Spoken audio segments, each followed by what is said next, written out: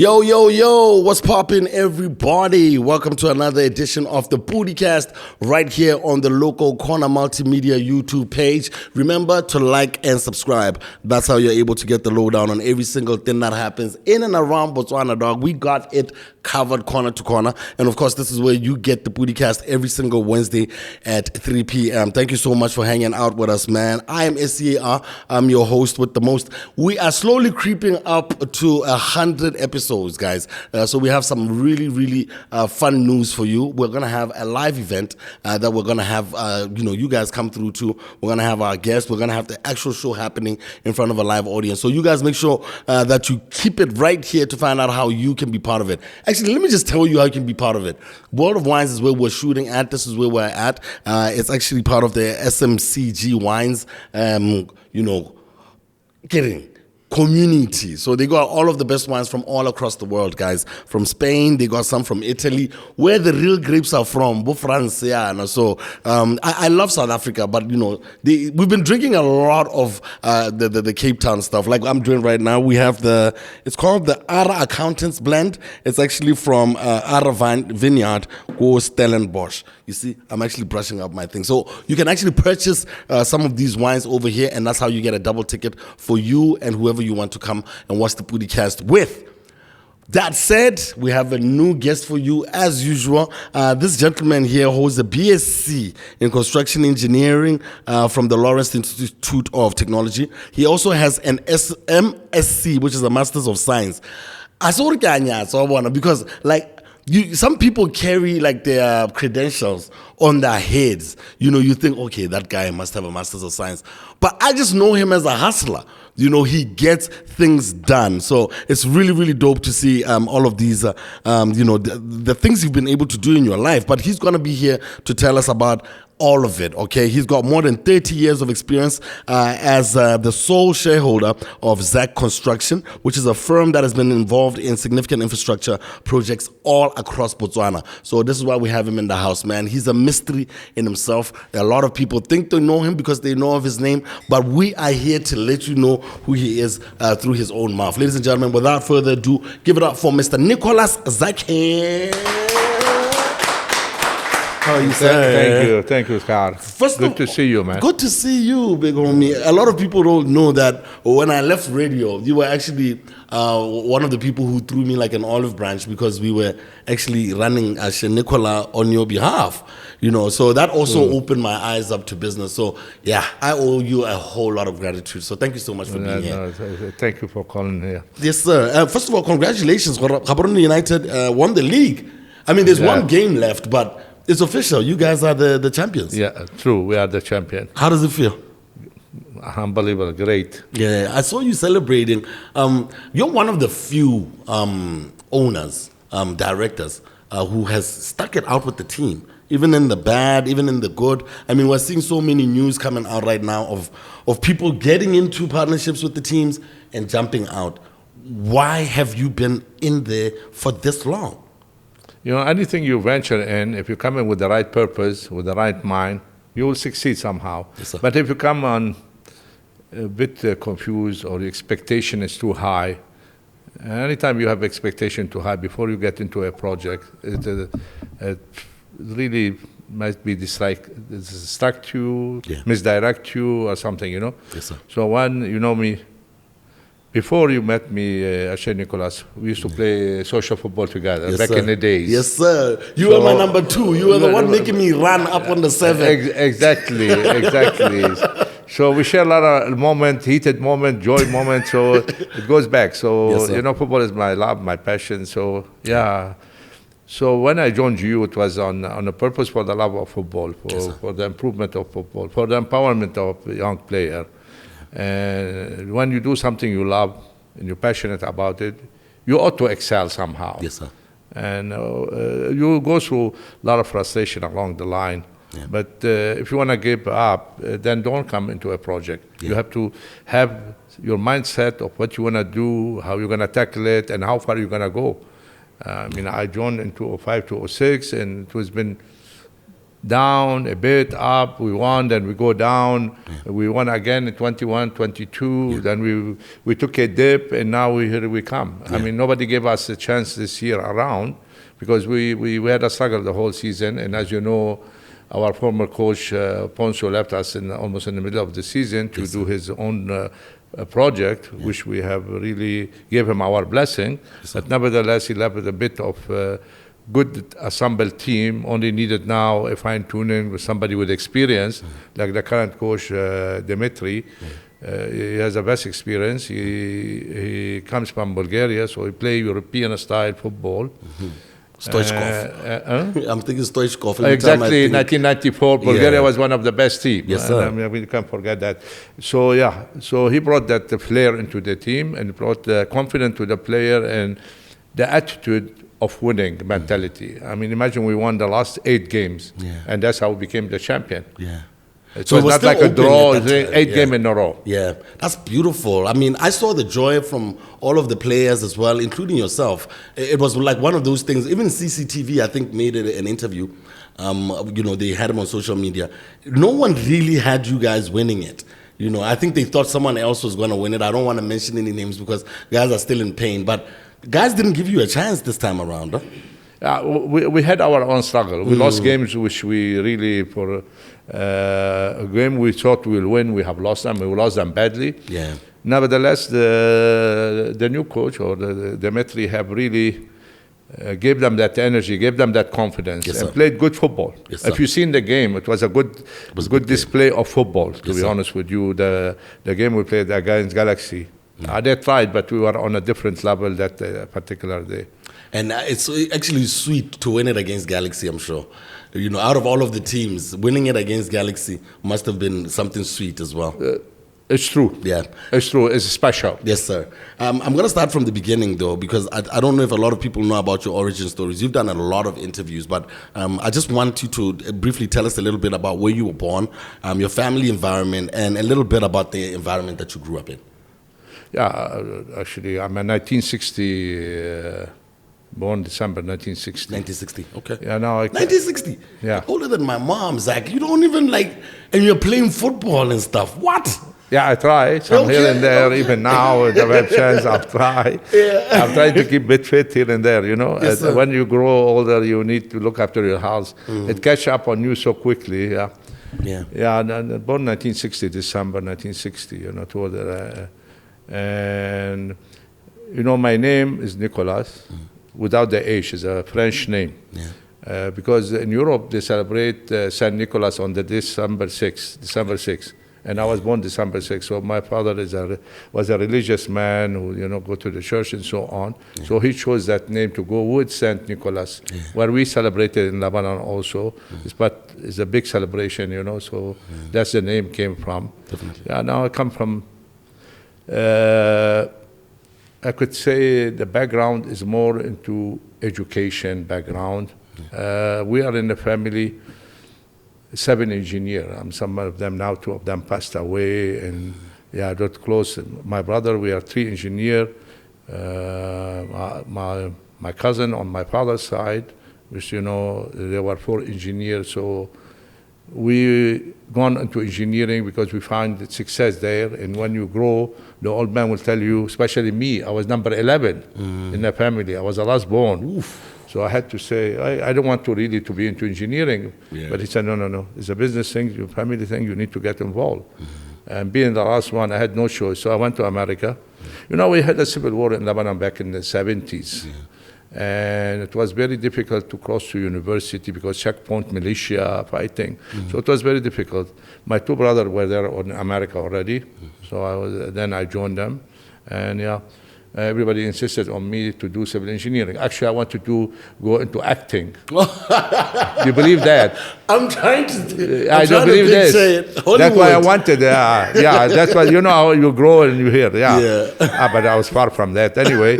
So I ended up going to but I love it now. Yeah. You know, I have no regret. No doubt. So I've done my bachelor, like you said, in construction engineering. Then I did my master degree in civil engineering, structure and so on. Yeah. And immediately I graduated in 1983. 4 years I left the state. I was not enjoying the state, to be honest, and I missed the family. I missed back home. Immediately, I joined the family business and in construction, and that's how I started. Okay. So this is a family-oriented thing. It's like construction is not something that you just jumped on. It's something that you saw other people in the family do. Yeah. So it came a bit... Yeah. It was family business pretty much. Yeah, though I was not in the mood for it, but I was told I have to do. Back in the days, we had no many choices. Yeah. Not like now, kids, they do. And fortunately enough now, my daughter is a civil engineer. Oh, okay. And my other daughter is an architect. Okay. So it's still moving on. It's still moving. Yeah. And they are here with me in the company, actually. Okay. They're both here, yeah. Awesome so it's stuff. something like that. It become like Ronaldo has his son playing football for No, he's not good, guys. Cristiano Jr. is not good, guys. It's not as good. I saw a little bit of the touch, but maybe he's still growing into it. He doesn't have the dad's pace, but sometimes when you get into, I guess, the same business that your parents got into, the expectations are high. Yeah. So I don't know. People are going to, I think, looking at your daughters also. Are you going to be as good as your dad? So the pressure is real there. Yeah. Yeah. So but you see, Rooney's son is good. No, Rooney's son is good. I feel Rooney's son. But, Michael Jordan's son is bad. Yeah, so it's always the pressure if your dad was, phenomenal. I want to get into how you ended up choosing Botswana. It's out of all of the world to come to migrate to. It's a fantastic journey. Unexpected journey. I was in Kenya, based in Kenya, working in Kenya. Okay. And, my boss called me to the office, which is my family. He called me, my cousin. He said, "No, we want you to go to Botswana." I said, "Where?" He said, "No, Botswana." I said, "Even I haven't heard this place. I'm sorry." He said, "No, somewhere up there next to South Africa, in the southern part of Africa. We want you on an emergency call because we have a job which we're doing. We are behind schedule, and the engineer who's here, they want to go on leave. They've been a while here, so we need a replacement as soon as possible." Yeah. I had a resistance. Yeah. I was newly married. My kid was just like a year old. Yeah. And we were based in Mombasa, Kenya. Yeah. And my brother was there, my cousin, my other brother, so the whole family was there. We were busy working. And then I spoke to the wife. She said, "No, I have no problem. You can go. We'll follow you." Yeah. And the same week, I got on the flight. There was a direct flight. Imagine from Nairobi to Gaborone, direct flight, 1990. Nowadays, it's not there. You have to go to Joburg first. Yes, Yeah. believe it or not. Wow. Air Botswana, I was flying direct 3 times a week. I flew, let me give you the date. I flew the 26th of May, 1990. That's when you So left. in a week time, it would be 35 years. Whoa. 26th of May was a Saturday, I can't forget. And when landing, and my brother was next to me, and then he said, "Have a look." So I just looked up from the window. 1990 landing in Sereti Khama Airport. Nothing there. And then there's a friend of mine, he was an engineer, the one I came to replace him. Yeah. He was going on a short visit to his family. He came and picked us from the airport. And there was nothing, to be honest with you. Then we drove to Mochudi. We landed in Mochudi. We had a camp in Mochudi. We were building the Mochudi-Sekwani Road. Yeah. And that's what I resided for 3 years in Mochudi. Oh, okay. Luckily- So why didn't you get center chiefs? No, but I was supporting Santa Chief. I used to go to their game, and when even before they relegated, I used to help them here and there, Yeah. when the chance allowed. But then I was committed to Gaborone United, and I got involved with Gaborone United. Yeah. Definitely. So how was Gaborone? Some of us were kids around that time. How was the city? I mean, for sure the airport, coming from the airport, I mean, when you look at Gaborone 35 years later, I'm sure it's definitely different. How was the city back for those people who don't even know how it looked back in the day? To be honest with you, it was quiet. I don't think we met 2-3 cars on the way going to Mochudi.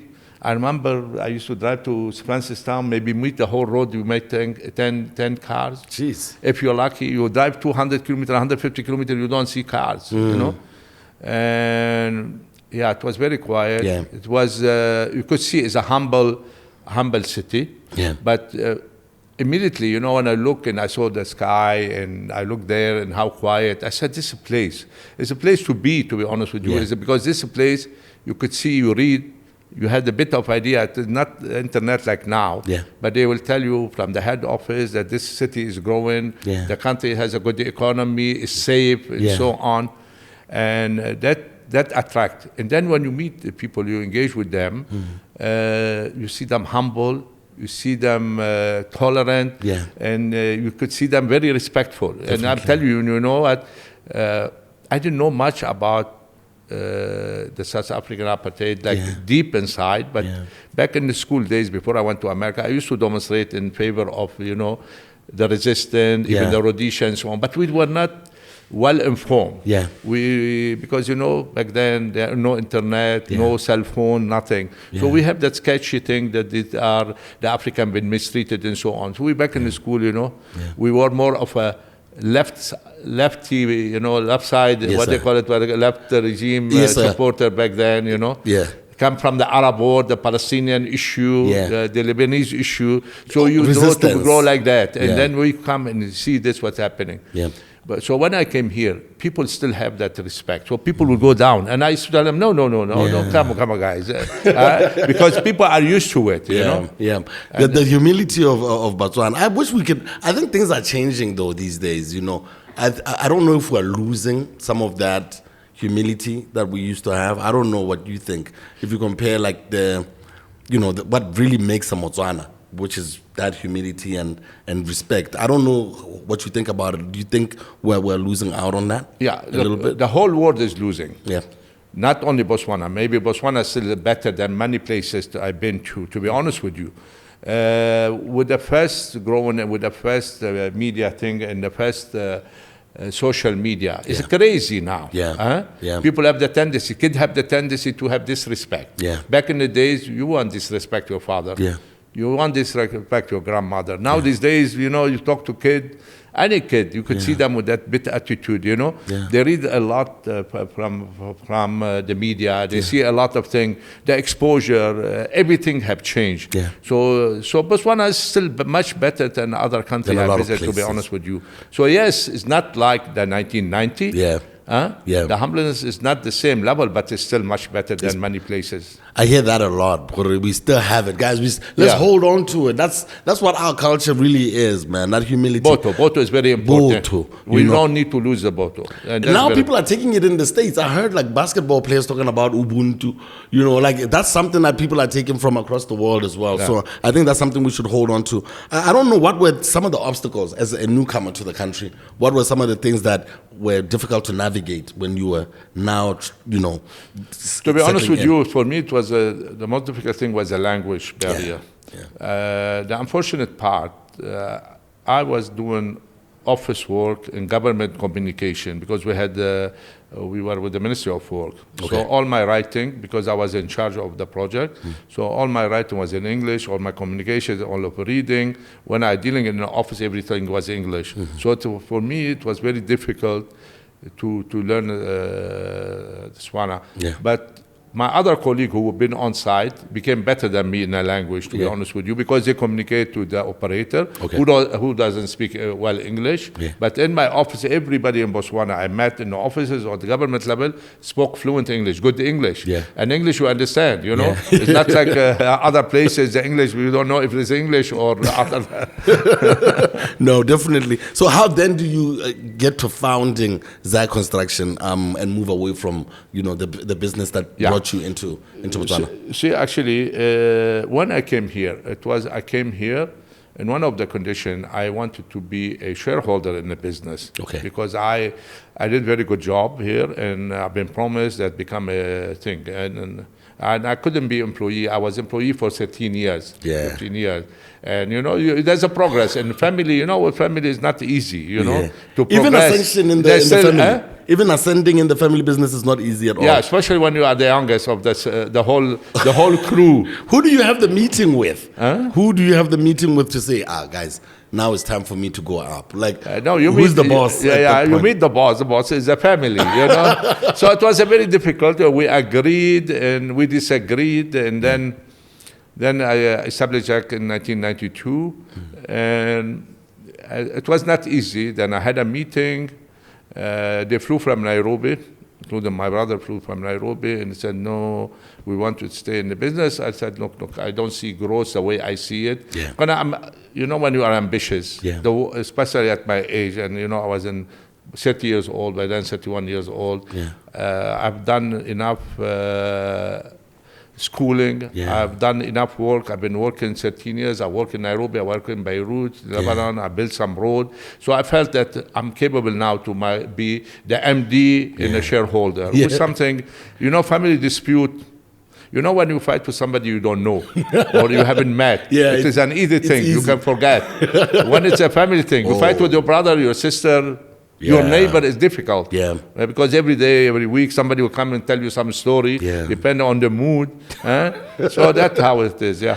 Damn. So what are some of the major projects that Zack Construction has been involved in? Because I've been on the Sigwana Road. It's still good. Yeah. You know, we're enjoying ourselves there. What are some of the major projects that Zack Construction all the road we have done, all the work we have done still speak for itself. I mean, our records speak for itself.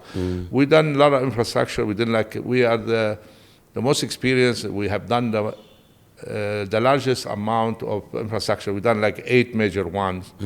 We've done Khanzi, we've done Hukunzi, we've done Letlakani, we've done Ramoswa, we've done Bobonong, we've done many projects in infrastructure. We've done the last road we've done is Shazhil Nojani. It's a 109-kilometer road. Take you from Shazhil up all the way to Nojani, parallel to the Namibian border, not far from Mamuno.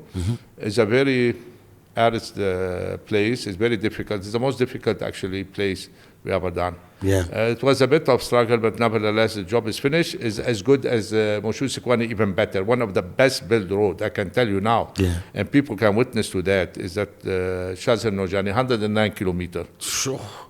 Okay, so if I'm watching this and I'm like, you know, I don't have a job and I have ambitions of doing business, how do I get into construction?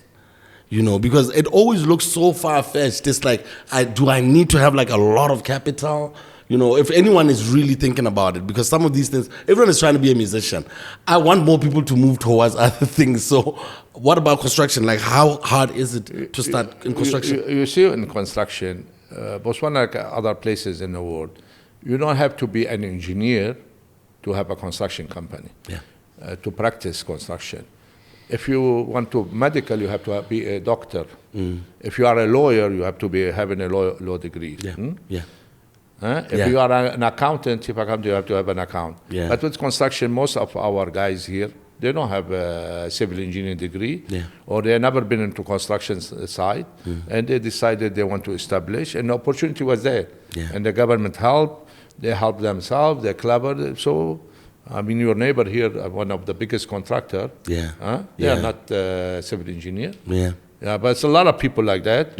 So in construction is different. Even a lot of people who probably, the people who build the masa here, probably they are not engineer.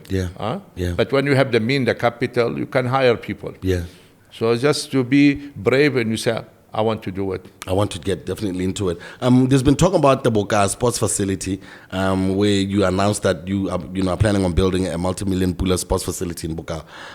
Is this vision still on? Are we still doing this project? Yeah, the project's still on. Is unfortunately, we were caught in a bit of bureaucracy with the land board and so on. To change the use and the access from the A1. It's a very viable, very exciting project. We have spent a lot of money on feasibility study. We spent money on doing advanced drawing and so on. But when we went to Katling, it was a bit complicated with the land board and so on. Then I've opted then to go to BIAC because we had an extended league, and we took that from BIAC, and that's what our facility for Gaborone United now. Have you been to the BIAC? No, I've been. The one right behind. And that's what I want to talk about, that like you're able to do that. You know, you're able to like invest in your team so much that even its training facility is looking amazing. You know, why is it so hard for others? I mean, you talked about people having high expectations when they get into business, and sometimes they get disappointed really quickly. How are you able to do this? Because with Gaborone United, it's like the gift that keeps on giving. You know, you keep building more and more and more, and now you're getting return on investment, you know, because you stuck it out. Why is it like, how are you different from all these other guys? I think, how many guys have jumped ship in the past year alone? You know, so I don't know. How do you do it? How are you able to? Like I said, the love, the passion for the game. Yeah, but passion and money is like, you know, some people are jumping ship because of the money. So it also feels like, you know, they are not that invested in it financially as well. So are you saying that you're willing to lose money because you love the sport? Yeah, I lose every year. I invest every year. Is it profitable though to be in football? No, not at this moment. But I foresee future in football. You see, profitable, financial profit was something, and the satisfaction and the empowerment and the love is something else. Yeah. To me, it's not all about everything you invest, you have to make money. Sometimes you invest knowing you're going to lose. And my investment with you, I already knew back then and still now. Yeah. I know I will be a red at the end of the day, and a big red. Yeah. But I'm expecting in the next maybe 5 years onward, things will get better. Yeah. Football people now, you see more attraction to football. If you see the game on Saturday, I don't know if you watched it on TV. Yes, we watched it on TV. It was packed. Yeah. Yeah. I mean, if we had more facility to, more stand, we could have, but we had to send some people home. Yeah. A month back, I probably saw it on TV, it was Center Chief with traffic. Yeah. We had to chase people away. So we did it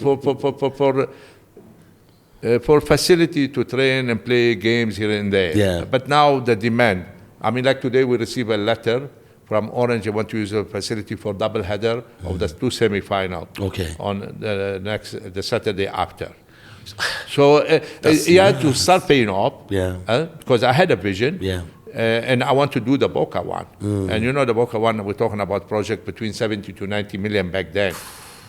So this is not a mash in term, but still at least something quick for our guys. Because what happened, we didn't have a proper training ground. Yeah. We always play on hard surface. And what happened, when you play the game, you come to the National Stadium, as you base here in Gaborone, or you go to Molopololi, also is a turf. Yeah. So it will be difficult for the player to adopt, moving from a hard surface to a turf or to natural grass. Yeah. So it was, for me, this is a quick solution. I said, instead of waiting for the land board and approval and council and so on, I better go with this thing, and at least we ease the situation. And that's exactly what done. Yes, sir. With the transition, you know, when you got the team and you start on as a sponsor and then later you took over, the club actually then transitioned from society to a registered company under your leadership. What were the reasons behind that particular move, turning it into a company? So what happened, through FIFA have, even BFA here, they've been engaging with us for a few years, that every club has to be a company. Yeah. For us to avoid what happened with the society issue. Yeah. As you recall, you was also tangled into court thing between the society, between themselves. All the time. This thing is always a problem. Multimedia, there's a problem. Yeah. So they engage us that, we need to, the society to be an FC, PTY. Yeah. Also the society, with you, they are part of that FC, so they have shares. Okay. So the other team, they had the same thing, but now with us, the modality is working, and it's working smoothly. Unfortunately, there was a hiccup here and there, but they have to. At the end of the day, clubs and people in football demanding that all football clubs who play in the Premier League, the Elite League, they have to be a company. Yeah. So it's going to be mandatory, if not this year, the next year. Like now, there's a rule that you have to have a women football team. Yeah. And you ladies are the best. Yes, sir. Sir. I'm about to get to that question next. Yeah. So now, as much you have to have a development team, under 19, under 17, so on. This is all coming from FIFA also. Yeah. From CAF, yeah. Which is part of the FIFA. Which is part of FIFA, yeah. Yeah, it's becoming mandatory. You can't have a license now to play, because every year you apply for a license, football license to play the elite. Yeah. So what happened, you have to have a ground, So people who don't have a ground, they have to sign a lease with Sport Council or other facilities, Yes, sir. like area and so on. Yeah. Okay, like a roller, they have their lease with area, and other Galaxy, they have with Juanin City or whatever it is. Yeah. GU, they have their own facility. Yeah. Also, other team, they will use the stadium. So you have to have that. And then you have to show that you have a ladies team, and also you have to have the development team.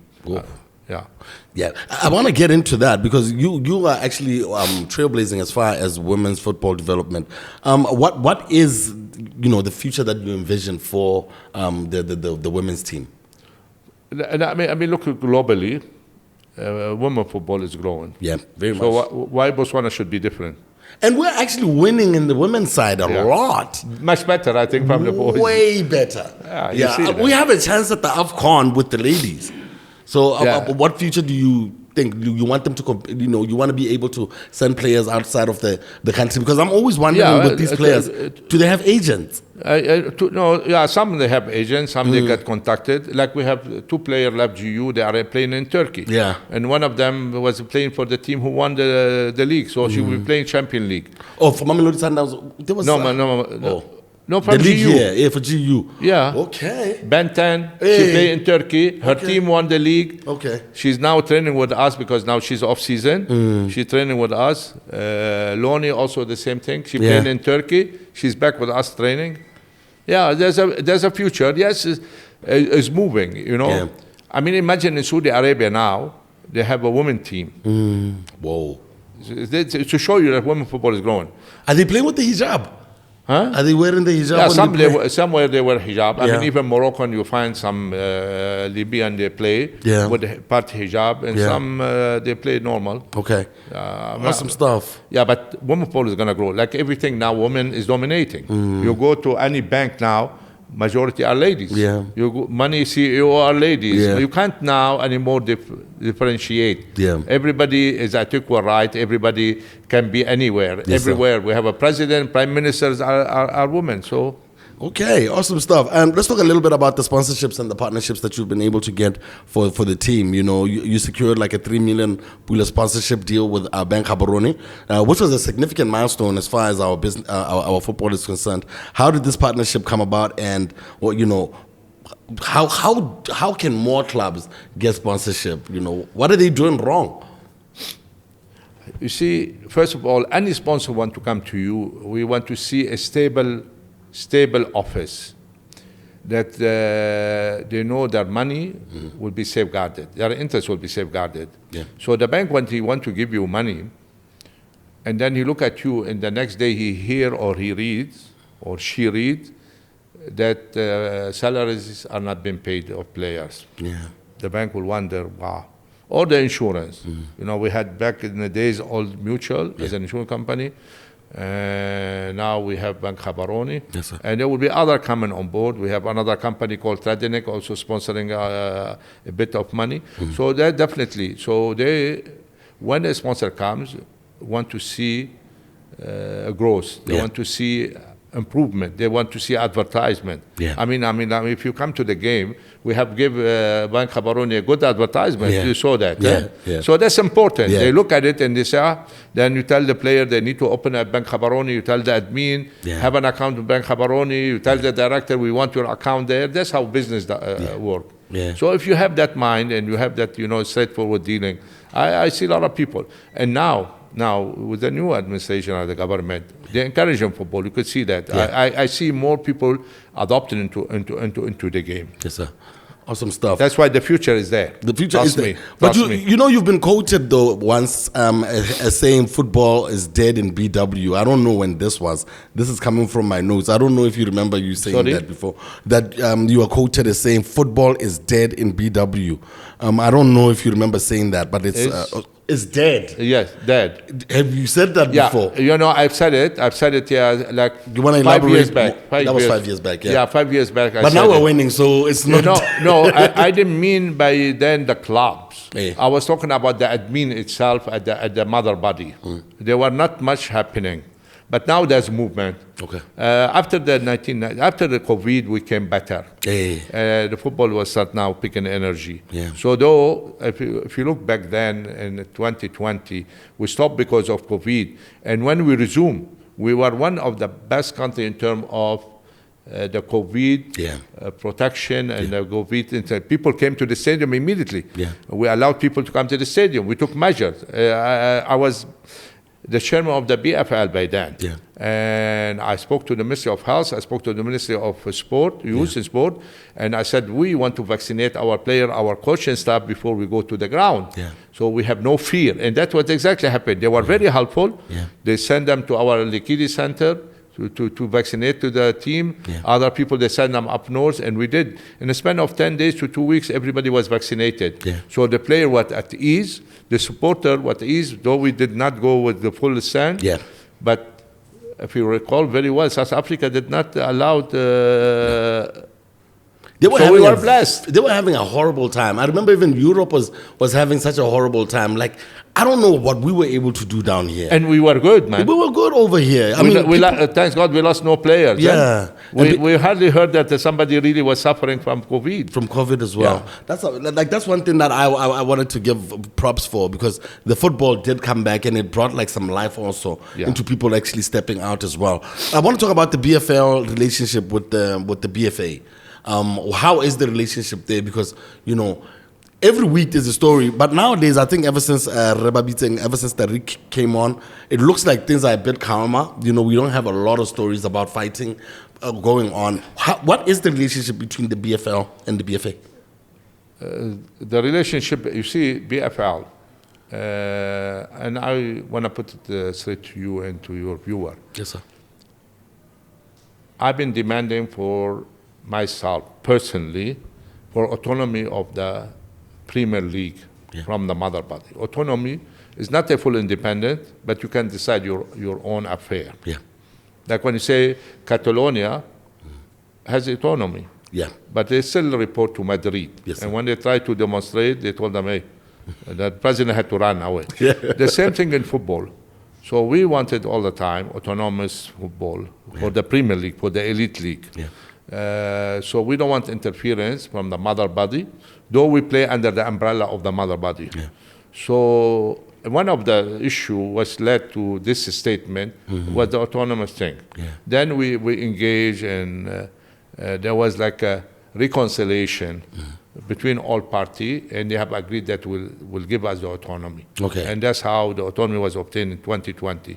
And then it was me, Mr. Shah, Jagdish, and other colleague. We had like 4 or 5 of us, and we drew the constitution, and we got approval, and we registered the company, and we moved on. Okay. All right. So what does autonomy bring? Does that mean that you are able to handle your matters by yourselves? You don't need to then report to 100%. You still, on occasion, you have to report to the mother body. You play under the umbrella of the mother body. And when you're autonomous, you have your own regulation. Which is not much different than the mother body, but you have your own DC, your own panel, your own board. Okay, before. And things move quicker because you are there. Decision will be quicker. Thank you, sir. The decision will be quicker. Well, you see, all over the world, you have the same thing. I mean, you go. I mean, some places in Africa they don't have it. They envy us. If you go to South Africa, they're autonomous, like almost independent. You go other places, all Europe. Europe was all social before under the mother body in Spain, in England, and then they got their independence. I want to talk now about politics because I know we don't have you for long, so it might look like I'm running through all of these questions because you have all of these hats. So I want to talk a little bit about the association with the Botswana Democratic Party, because you've been linked to the BDP. You want to discuss a little bit about your involvement, and because a lot of people always say that involvement in politics influences someone's business as well. So I don't know, can you tell us a little bit about your involvement with the party, if you were involved with it in any way? No. I've never been an active with the party. The rule of engagement say, when you come or you born, or you come, especially like me, and you find a particular party there. One thing we have learned from the old family, that we don't get involved in politics. Though my father was a politician, but he told me stay away from that, and I never really get involved in politics. So yes, of course, you need to be good to everyone and irrespective of that position and so on. As much I had relation with BDP, I had a lot of friends from UDC and so on. So to me, I don't judge you to your politics, I judge you to who you are. So I never really questioned so many of these things. Of course, when people come to you and they want help, and you're able to help, you have to help. That's how it goes. But there's no particular that I'm really involved politically in any of these things. You know, I attend one event or two events maximum. I mean, I've been here 35 years, probably I attended 2 events, you know. No, I don't see you on the pictures. Guys are on the pictures these days, you know, taking photos. So with the transition, I mean, you know, because, you know, people expect these questions as well. With the transition, with the shift with the UDC-led government, has that affected operations or strategies? You know, does anything that happens in the political climate affect how you run your business? You see, I don't know. You know, with me now, running Zack Construction, for the last 5-6 years, we were not involved in any government job. I mean, maybe I could say, and be blunt and say we were sidelined. And you're telling me BDP, maybe we were sidelined. I'm not saying that, but we never got a job. We never won a job where the job was scattered all over. You see millions and billions of pool have been spent. You never heard that construction got a job. So I'm not going to worry about it. We do private development, and we did a lot of private development, and I'm carrying with the private development. We're tendering. If we get lucky, we'll get a job, and we move on. But I don't want to take it in a negative way. To be honest with you, yes, I'm not into politics, and we learn. You always support the people who sitting on the chair and they are the bosses. You respect, That's how it is, because we are not a faction. We are not involved. Myself, I'm not involved in a deep political parties. So I need to respect who is on that chair. Definitely. What was I thinking? I had a question. I want to talk about construction in Botswana, and like the jobs keep being given to Chinese firms, you know, and then a little bit of what they say is that they're going to add skills sharing. You know, they're going to teach some of the human resource there how to do jobs. But then we see Chinese companies over and over and over and over again. As someone who is in the business, why are they so important to the development of Botswana? Can't we do these jobs? Scar, I'll take you 15 years back. When we say Chinese is doing a police station, you know it's going to crack. I'm sorry. 15, 20 years back, is it? I'm not taking you far. So why are we always going there? That give you an answer. Because I don't need to be blunt and create enemy, but you need to get an answer. 15, 20 years. And it's already cracking or sinking into the ground. During building is so what is the situation? So ask why the changes. Tell me now. I'll give you an example. Zack Construction is a modest company. Have you seen how big a project other than company? Have you seen anybody, let's say, sponsor a football team or a basketball team? No, there's no CSR. But political event, they will sponsor. So when you ask me the question, I sponsor everywhere. Not only into politics if somebody comes, into sport, into SOS, let's say. SOS, the two, if you go to Gaborone West, we have done a school, we donated a school. So these things, so I don't discriminate into a politics that I have to please a politician. Please everybody. Empowerment is empowerment all over. It's not empowerment of political party. You empower everybody. You empower the needy ones.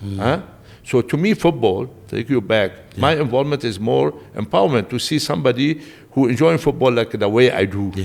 And it gives me a great pleasure when I see CCTV smiling and lifting the trophy and running and making money and having a decent life and driving a car. This is empowerment. So empowerment is coming in a different direction. So yes, to me, you ask yourself the question, billions of pula. And unfortunately, some former minister, and I'm going to be a bit critic, they come and tell you, we only awarded 1 billion pula project. My friend, our country have spent more than 70 billion pula into project.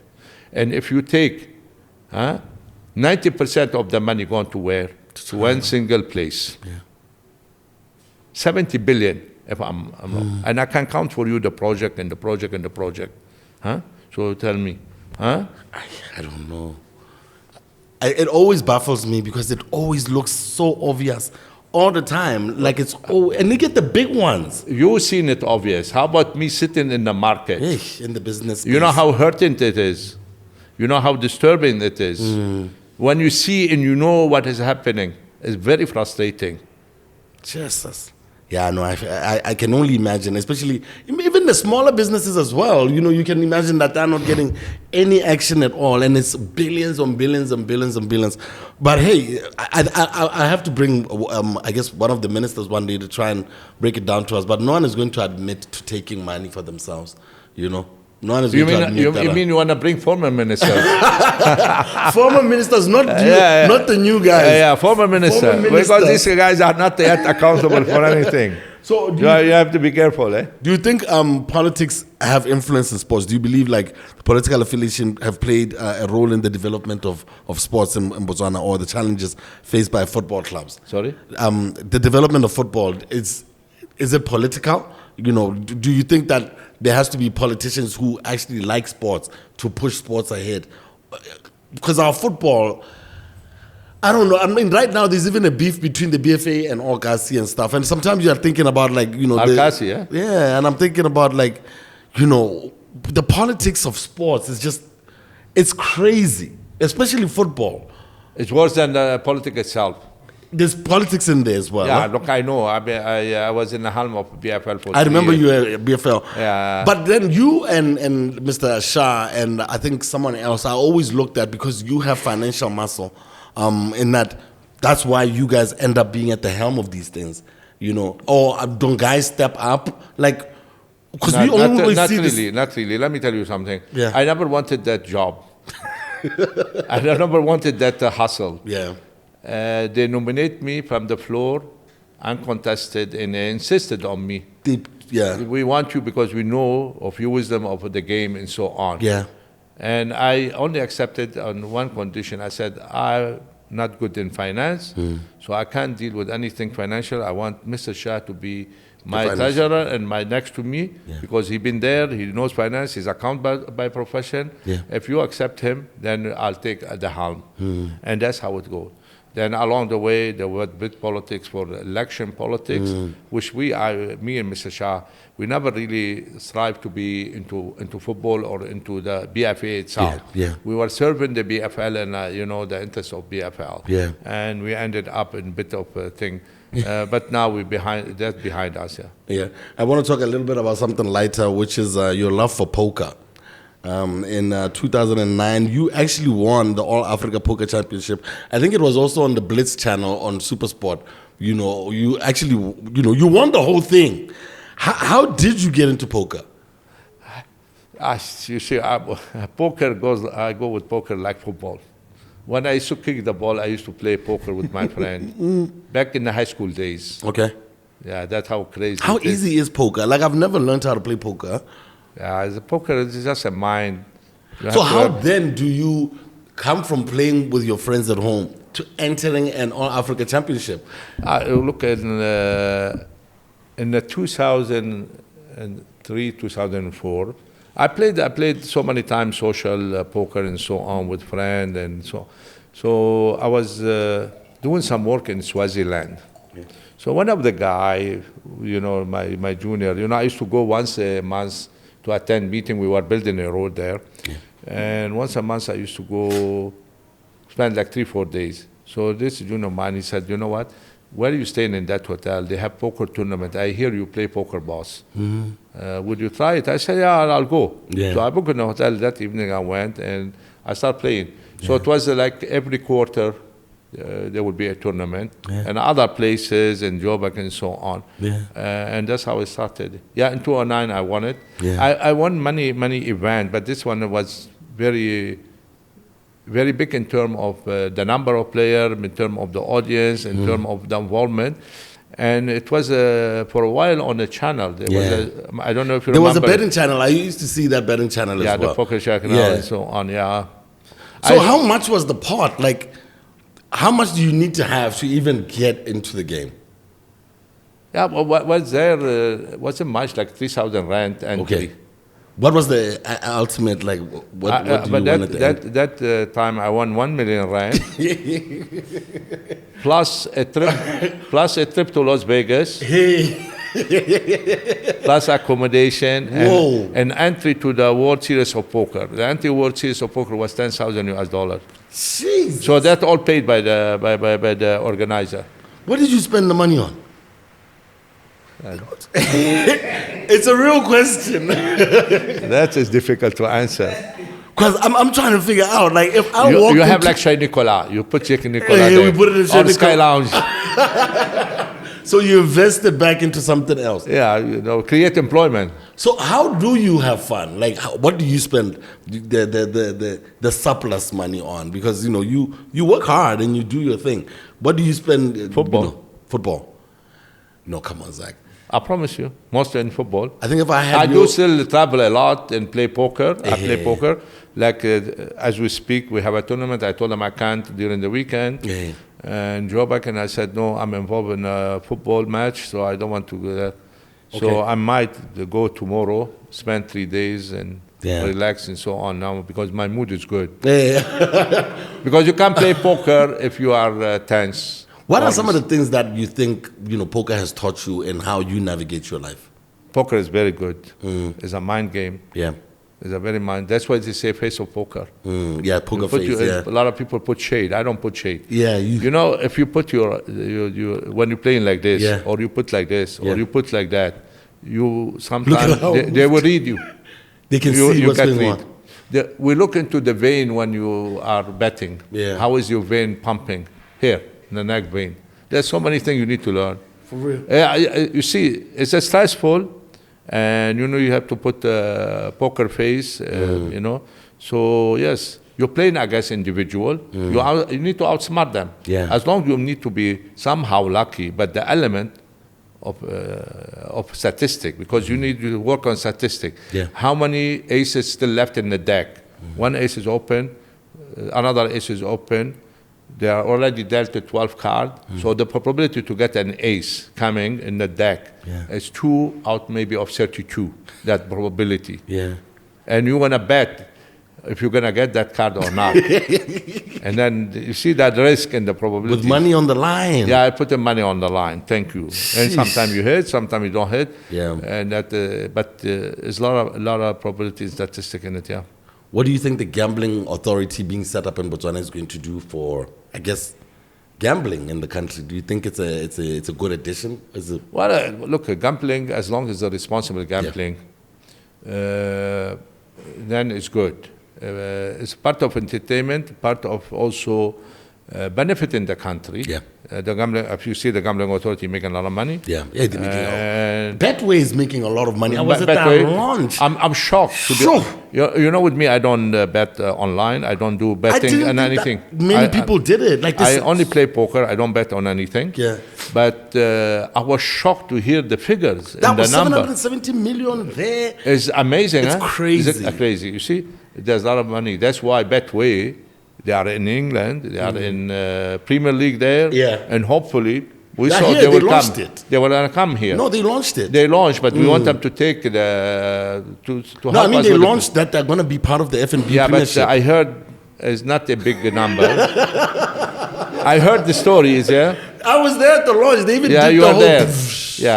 So it's crazy. It's a crazy. What do you think it's going to do for our football? Because, athletes look at it differently. Like, they feel that, gambling in sports messes with them in that, now we're angry at them. It's because now we lost money instead of just enjoying the sport.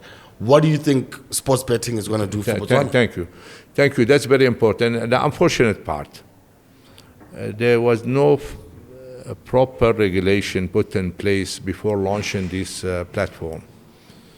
Because what I heard in the last 3 weeks, that there are some players are involved in betting. I'm not sure if they're betting on the game or they're betting outside. We should put regulation in place to make sure that players or relative of players, like what they do in Europe, they are not involved to bet on particular games, on a particular thing. That is dangerous. It's a dangerous part. We at GU now, we are busy drafting our own regulation regarding the betting as we speak. And probably in a couple of weeks' time, it will be mandatory to sign by any player who engage with GU, or he's going to come part of GU, even the former ones. We are not saying they are doing it now, but the risk is there. And the gambling authority has to quickly, with BFL or BFA, they have to come up with a formula to curb on situation like that with immediate effect, so to put things in a proper place. Because you don't want to hear that certain player have bet on something. It becomes very dangerous. That's why I said they rush without putting the regulation. And maybe our association to be blamed. I'm not sure. That they should have put measures. The minute before they launch in, they should have put measures in place to make sure that we are safe. We have a safe environment. Because I can imagine you're at home there after the game or before the game and your cousin tells you, my man, I put 10,000 pula on you, I don't know, making 4 tackles. Because they can now bet on stuff like that, like little, who's going to score the first goal? Who's going to score the first goal? Stuff like player, that. So players can be tempted, for sure. It's a very, very, very critical. That's why in Europe, if you are related, a friend or something, you are not allowed. You see, what the alert came to me, it was not from BFA or common people. Some people in the banking industry, they told me there are some players we see they are betting. Of course, probably they know from the money going out, from the credit card or something. You understand me? The bank can help. Though there's confidentiality, they won't tell you who is the player. But I heard it. I heard it from responsible people. And it's not like just by gossip or something. So it's a very alarming. From that time, I engaged one of the guys at BFA and he said, guys, you need to push and get the thing in a regulation in a proper place immediately. Otherwise, we're putting ourselves under tremendous risk of losing the game, losing the whole football thing. Guys, please don't waste your life like this, my guys. Let us do the betting, not you guys. You guys play the sport. It's a sure way to end your career. You mess up and then you are kicked out of a team because you bet on yourself. No one is ever going to touch you. So please, guys, let's not play those games. To be honest with you, Scott, this is a very sensitive, very critical issue. We need to attend to it quickly. And I hope people, when they hear that, they need to do the fast track this situation. We should not start the next season without having this the regulation. No, we shouldn't. Why out of a lot of teams in Botswana, you are one of the directors or the owners who believes in former players. I know the Maposa brothers are also that side. Steve is that side. Piro is also one of them. I don't know about the other guys who are there who are former players. Why do you think that people don't go for former players like you do? Or even the national team, go for former players the way that you do? What have you seen that's different about former players and that adds to what you want to build? Any former player has experience. Also, there's former players who don't want to engage themselves. They don't want to get involved in football. Then maybe they don't want the pressure. Others, they like the pressure. They like football. They want to be. Besides, Steve has left now. Oh, he left. But however, we have Shoes, used to play for Gaborone United. We have Alfonso play with us on the admin side. We are welcoming any former player who want to come to give them opportunity. Doesn't have to be in the coaching. We have a lot of things they can do.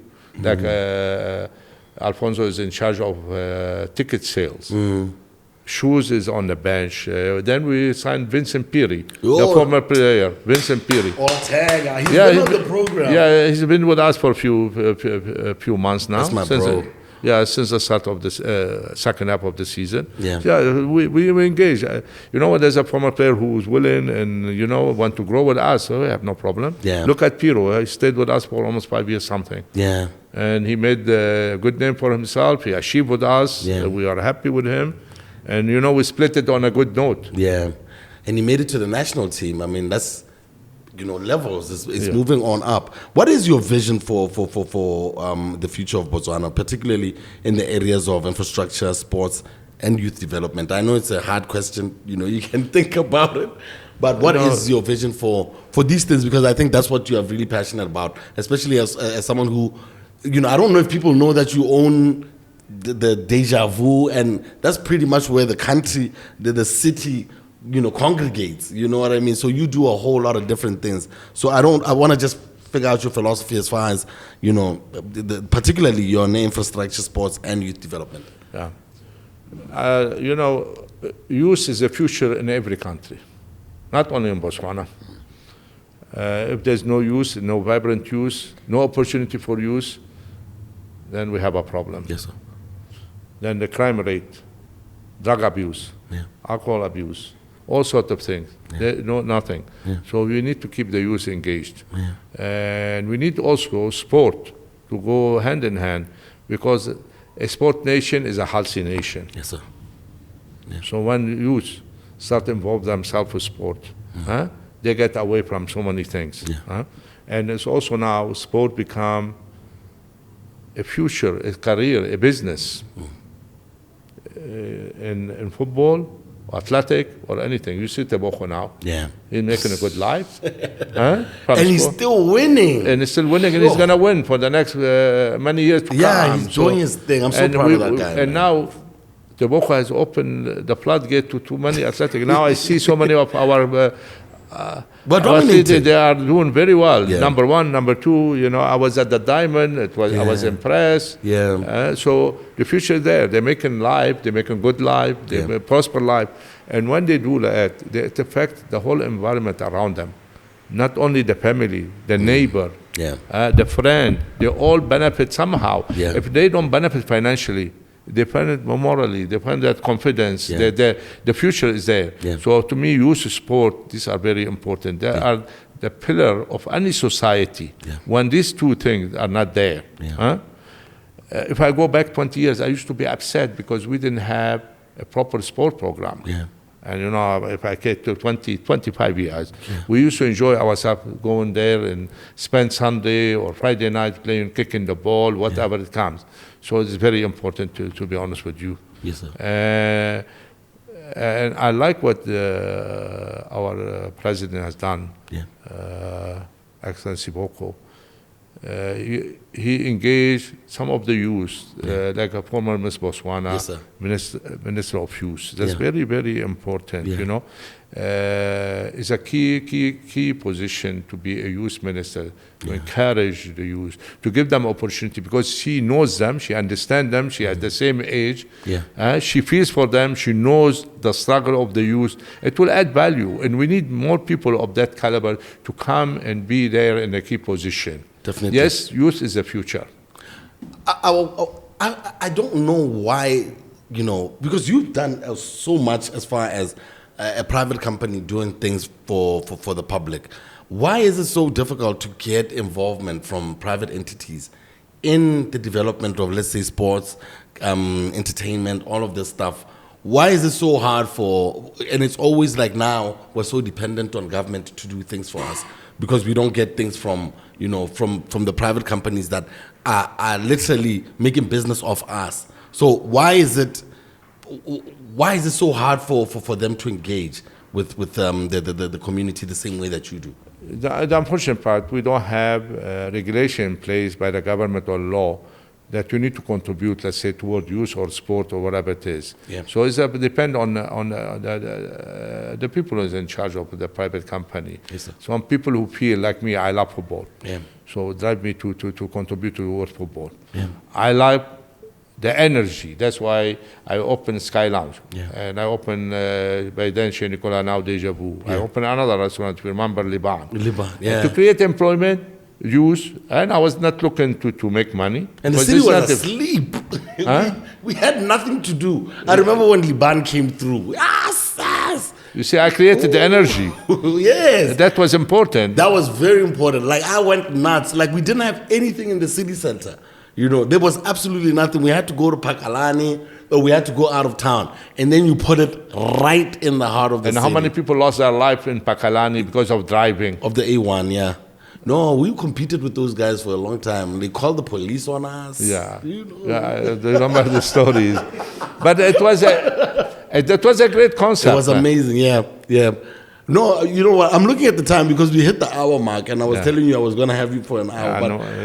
Like you said, you can go ahead. We can go for it. Yeah. I want some advice for aspiring entrepreneurs, because I don't know if in Botswana we understand what being an entrepreneur is. We have so many other things that help us, like Bolea and all of these things. What are we getting wrong as far as teaching young people how to be entrepreneurs? Because I think the unemployment rate, the youth unemployment rate is about 30-something% now.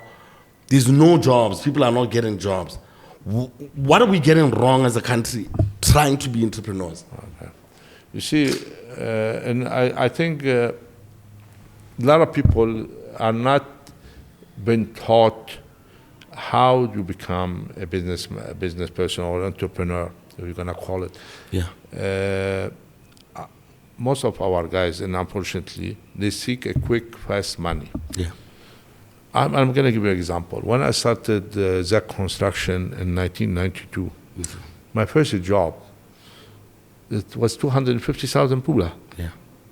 And I made a profit. Yeah. And I grew the company. You didn't buy a BM? No, I didn't buy a BM. Thank you, sir. I was driving a Mazda by then. Yeah. You see, from 250, the next job was 500, and so on. I invested back into the business. Because when people go and they think now they hit the jackpot and take the money and now start buying fancy cars, traveling to places which everybody wants to travel. Yeah. But my first travel maybe started at the age of 40s because I was creating myself. Yeah. I was getting myself in the proper direction, established myself. Now I said, now I can enjoy myself, travel, do this. Yeah. So even when I put the Sky Lounge and Chez Nicolas and Liban and everything, I was not feeling the pinch, even when I lost money. That's how it is. But before that, if I have done it, I would have been gone bankrupt and back to the street. Yeah. So our guys, they need to be patient. Business, entrepreneurship is a long process. Yeah. You can't go as like a projectile. You go up and down. Yeah. You have to go up slowly, and then you have a steady mood. Yeah. You understand me? Yeah. And that's very important. So having a job of 20 million pula doesn't mean you are 20 million pula richer. No. You might even lose on the first job, or you might break even, or you make a bit of money. And that bit of money, you have to utilize it. And I used to tell myself, instead of buying a fancy sport car, I'll buy a grader. Yeah. Because a grader, it will give me a return every month. Well, a BMW, I spend every month, and the value will go down, and I'm benefiting nothing. It becomes liability. Yeah. A car is a liability when you're grown as an entrepreneur. And I tell every young person, don't rush for fancy car. Your time to enjoy life will start after you have established yourself, after you have a solid bank account, you have a trust in the bank that they will give you a facility because you are wise somebody in your spending. Yeah. I hope you guys heard that. I'm talking to you guys here. We need to save, guys. What about the tendering process? It looks like now it's a thing of the past. Now these direct appointments that are going on. What are your feelings about direct appointments over tendering process? You know, there's nothing wrong with direct appointment if you have an urgent something you need to do. And then when you wanted to do a tendering, and unfortunately what happened in the past should not be repeated. And I know for sure the current government, they are wise in terms of this issue, because what happened, you are choosing who you want and you're given. So there's no competitiveness. And what is your criteria to award SCAR, a job of 100 million pula, not to award it to him? There must be a criteria. Your experience, your finance background, your performance, past performance. Yeah. I give you an example. I'm a citizen of the country. Yes, sir. I didn't get the call for direct appointment, though I'm the oldest in terms of citizen, and with the biggest and oldest in terms of citizen contractor. Yeah. When I was there, these guys, they were not even in high school. Yeah. With due respect, I was not called for the direct appointment. So what was the criteria? Or maybe you have to be friend or related or something, I don't know, but that was wrong. You understand one job. You understand two jobs. But when you run into billions of pula, if you see how many direct appointments happened in the last 12 months, people who listen to me, they're going to hate me. But the truth to be told, it ran into billions of pula. And direct appointment is a costly appointment. Yeah. Because you are giving the person to go and quote. And very rarely you could see there was negotiation. Yeah. Or the price, what was the market price? Yeah, you understand that if you need something urgent, you pay a bit of premium, 10, 15% extra. But when the job will be double price, what is the benefit? You instead of building 2 roads, you are building 1 road. So let's face reality. There was a bad strategy. I can understand 1 job, 2 jobs, but when you run into billions, I mean, I heard there's a job was awarded 1 week before the election, worth billions of pula, 1 billion plus. And it was rushed and boom, boom, boom. Why? That's why the new government and the president has decided now to go for forensic audit, is it? Yeah. Forensic audit does not come just like that. There must be a reason. Yeah. You can't be spending millions in time and energy if there's nothing. Yeah. There's no smoke without fire. Yeah. So they must have seen something. Yeah. That's why the president came and said, we are investigating 1, 2, 3, 4, 5. And he's not to be blamed. Yeah. To be honest with you, I'm only hoping that they will continue until the end of it. Not to be abrupt. Yeah. And take time and just sort things out. We want a result. So we want people to be brought to accountability. You can't, because you were there and now you can get away. Because what you are telling, the other one can do the same and get away, and the other one, then we're gone. Yeah. Now this thing has to continue to the end of it, no matter how bitter it is. Yeah. Look, you know what, I remember very well in 2018, the new prince of Saudi Arabia, Crown Prince Mohammed bin Salman. Yeah. Habibi. Huh? No, I just said Habibi. Habibi, yeah. He rounded 100 businessmen, entrepreneurs, and business people. He put them in the Carlton Ritz Hotel. You can even Google it. 100 of them. Billionaire. Some Saudis, some foreigners, and so on. One of them was the Prime Minister of Lebanon. He was the sitting Prime Minister. He was called for Saudi Arabia for a visit. They apprehended him. They took him to the hotel. And he told them, you are here in the hotel. You have all the facility, everything you want, TV, whatever you want. But you are not leaving here until I recover the money you have took unlawfully from this country. You Google it now. I know, I'm going to check it out. No. Yeah. And he recovered around 100 billion US dollars. Jeez. Then he said, now you are free to go. Yeah, that's how you run. That's how you run. Yeah, that's how you do it. Does not mean the jail is the end of everyone. Yeah. You got to get the money back. You're going to get the money back. Yeah. Because it's something else to say, but I ate it. No. Cough it up. Cough it up. Give it you did this, you did this, you did this. So we want from you to return this money. I remember Vladimir Putin did something similar as well. Back in the days, he had all of them inside the room, and guys had to give up oil, plants, and whatever. Yeah, but there was for self-benefit. That's why he's the richest man in the world. They say he's the richest man in the world. Yeah, he's talking about the 200-300. Now probably he's with Elon Musk. But that's the idea. Yeah. But definitely here we are talking different way. Yeah. So to me, not everything has to end into a jail, into misery. Like when you take a prisoner, you do correction. You know what scares me a lot about what the corruption that's going on in this country is a lot of it is being done using pension money, because, our parents work in the civil service. They put all of that money into the savings for their pension and whatever. And then the country uses it to invest somewhere or whatever. But people don't understand, some of this money is actually the one that our parents live off. So this corruption is actually directly linked to our lives. Yeah, it's eaten into the pension money. Yeah. And I don't know if we know how much pension money is being used like this. I don't know how, because we don't protest a lot in Botswana, and we're not known for toing. Let me tell you, people in Botswana in October 30th spoke up. Yeah. They were fed up. On the 30th of October, yeah. Yes. Oh, there was a walk. I think it passed by Park 27. You don't remember? There was a message that they put up. People were angry about the 30th of October, the election day. You mean that one? Okay. Botswana people have spoken. Yeah. That they protested that way. Yeah, they had enough. So, okay, can you tell me a little bit about what was happening in the last 5 years? Like, how did you experience the last 5 years? Personal experience. Yeah. It was tough. Did the president or his people have a beef with you? No, I'm not at that level. No, I can't be at that level of president. No, because it looked like a lot of people were being. I mean, I know businessmen who skipped the country, went to live all the way in Cape Town. Because I know a few of the guys who decided to leave. Some people left the country. No, it was not with me the case. I don't know. I didn't go through that, but maybe at the beginning it was a bit difficult. But I accommodated myself. I played poker. Yeah. So I maneuver. Yeah.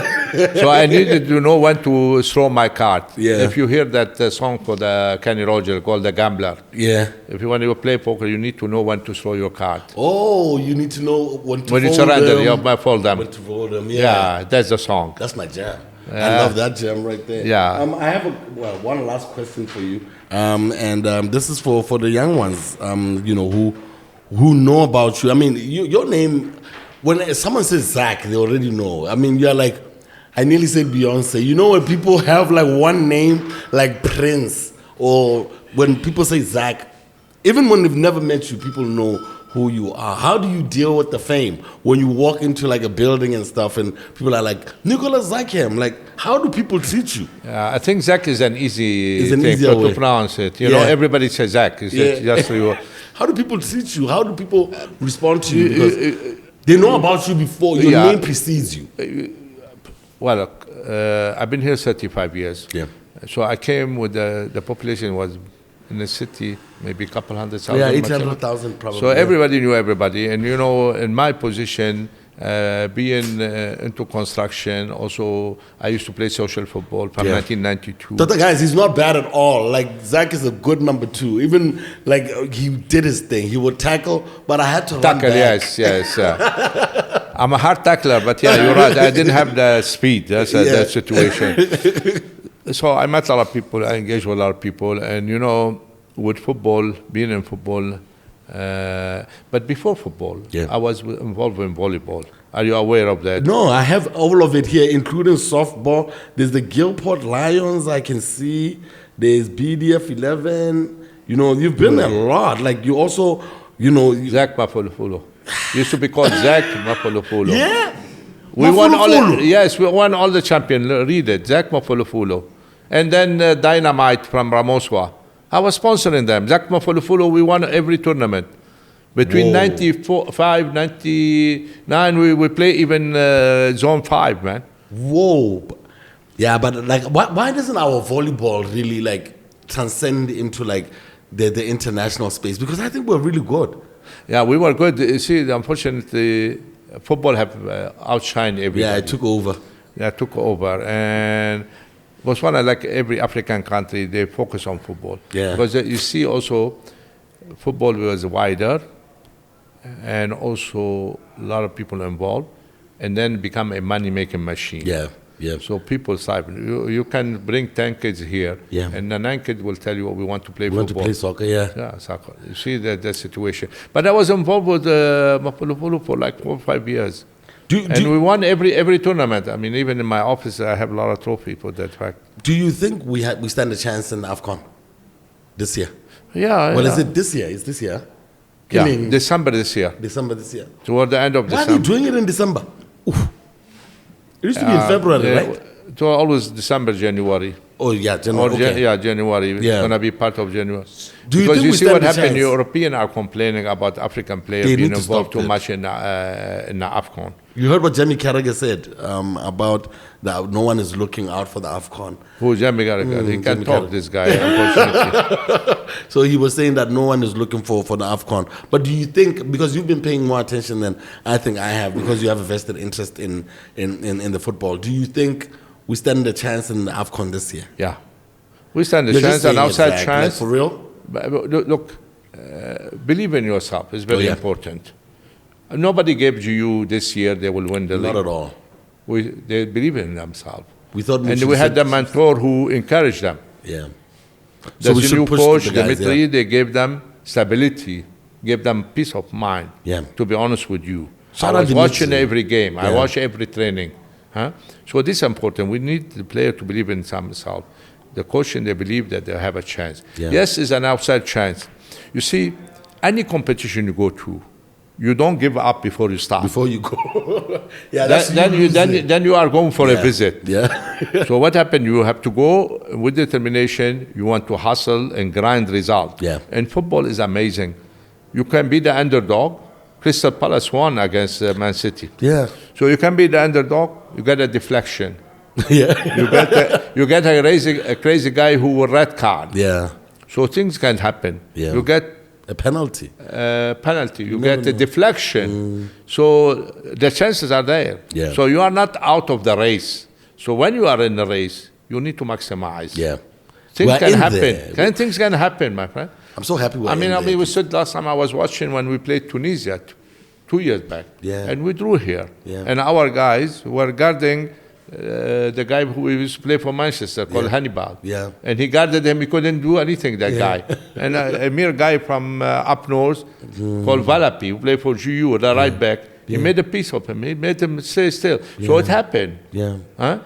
Even when Mo Salah came with the rest of the group, Yeah, I and remember we that were time. beaten. Yeah. But you have to look into the circumstances leading to the game. Yeah. Was bad. Yeah. Our guys fly the same day. Yeah. There was, remember when they were in Mauritania? Yeah. I remember that day as well. And the yeah. Mauritania issue was, to me, Yeah. was deliberately done to embarrass some people. Yeah.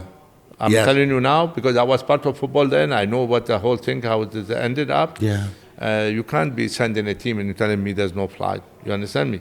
Because there was no money paid by By the- whoever yeah. the responsible to pay. Someone we don't who wanna does the mention. paying, yeah. So we don't want to mention that. So it was a sabotage. Yeah. So the guy came already on a broken foot to play.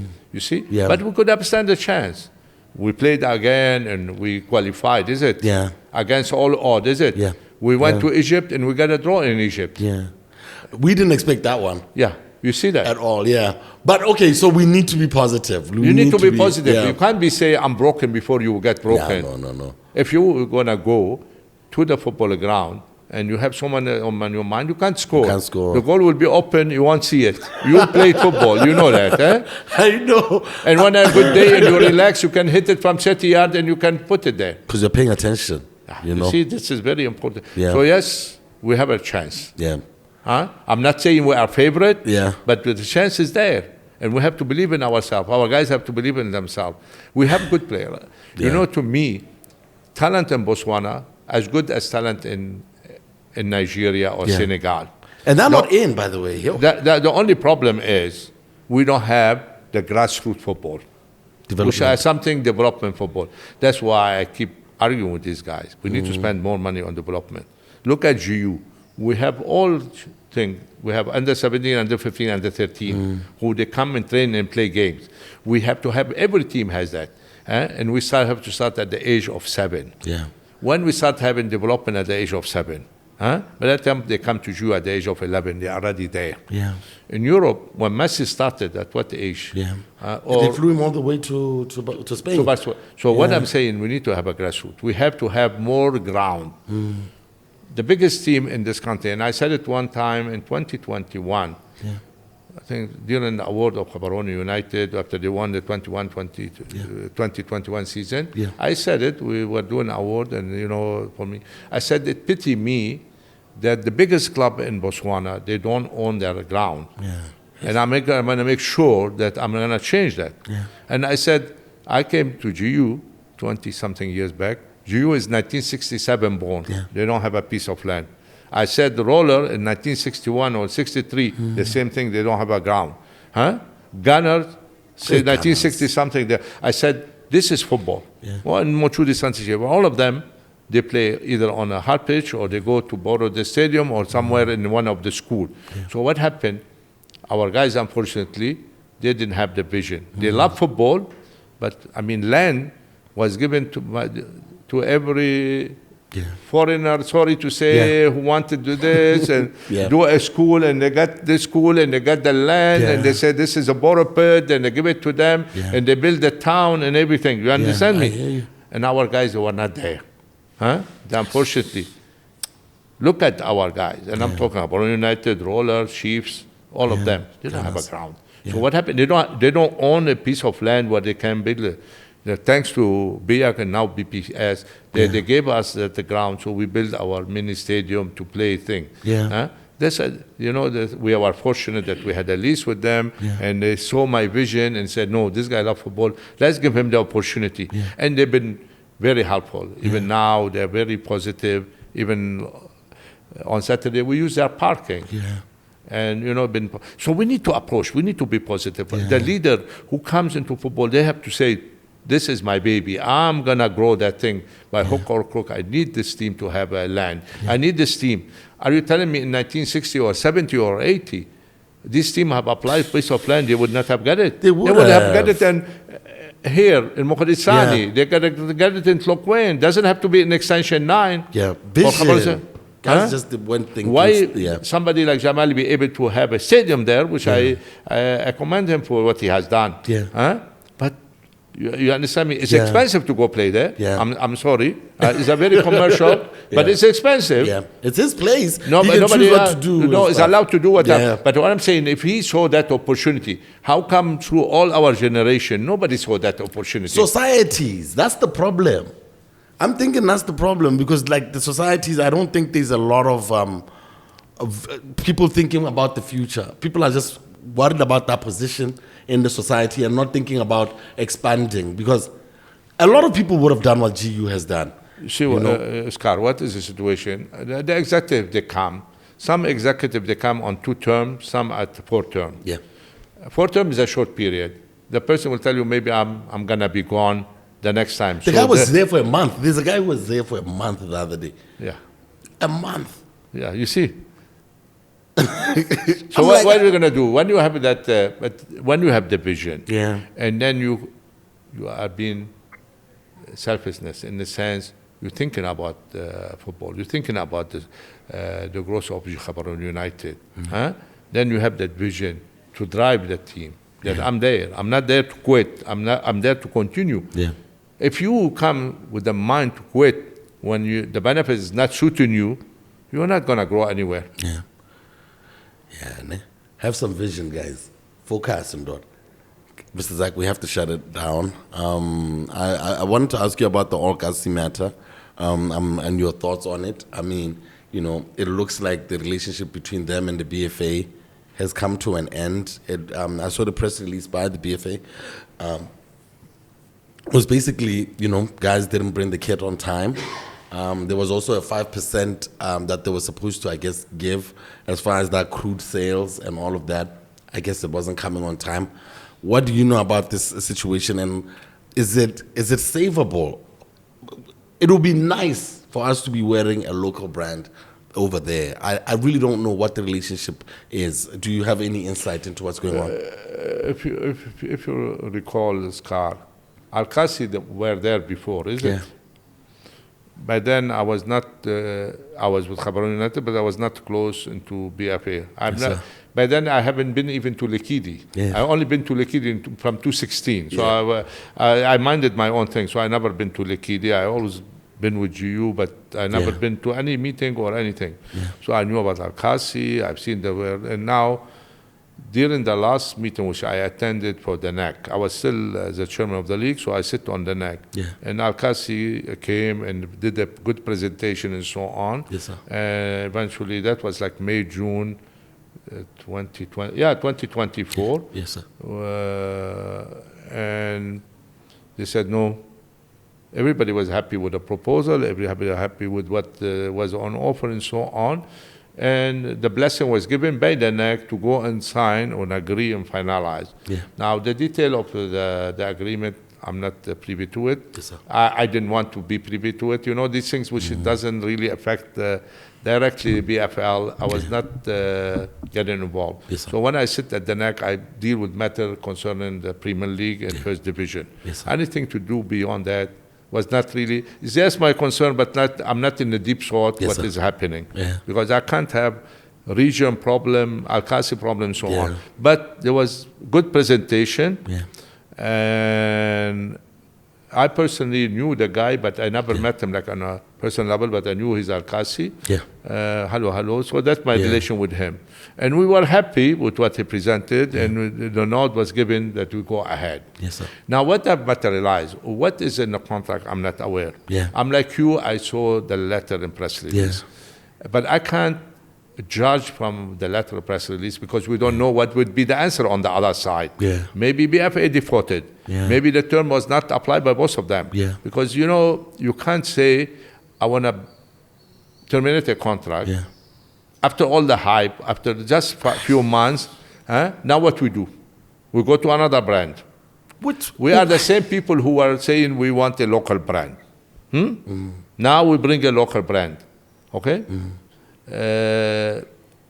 As administration at the BFA, when you do a contract, should be drafted by a lawyer, by your legal, binding agreement.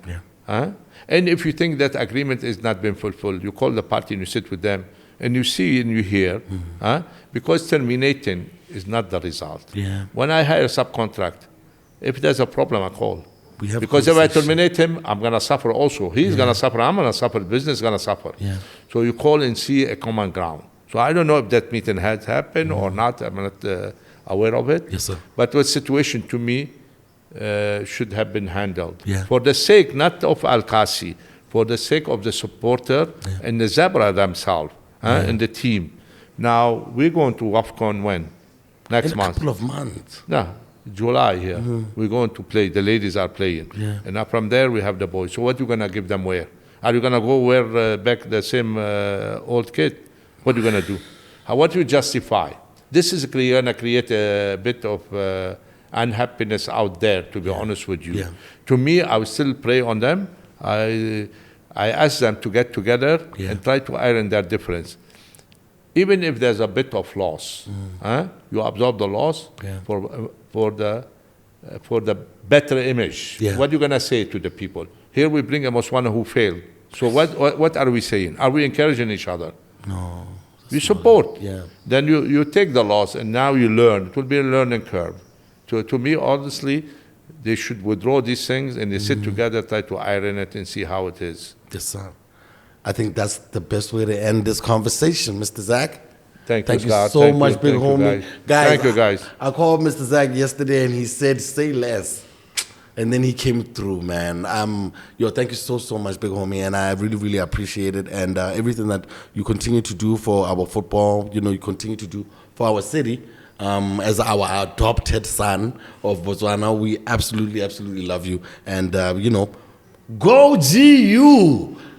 Hey, they're the champion now. You can say go GU, they're the champion. The champions are in the building, so thank you so much. And we're still celebrating, guys. He's celebrating with his water. I'm having my accountant. See you guys next week, guys. I'm SCAR. This is the Local Corner Multimedia YouTube page. Make sure to like and subscribe. Guys, we want those likes and subscribes. Come on, all right? I will tick it. I will subscribe. You better subscribe. Thank you, Mr. Z. Thank you very much, God. Thank you, guys. We out. Peace.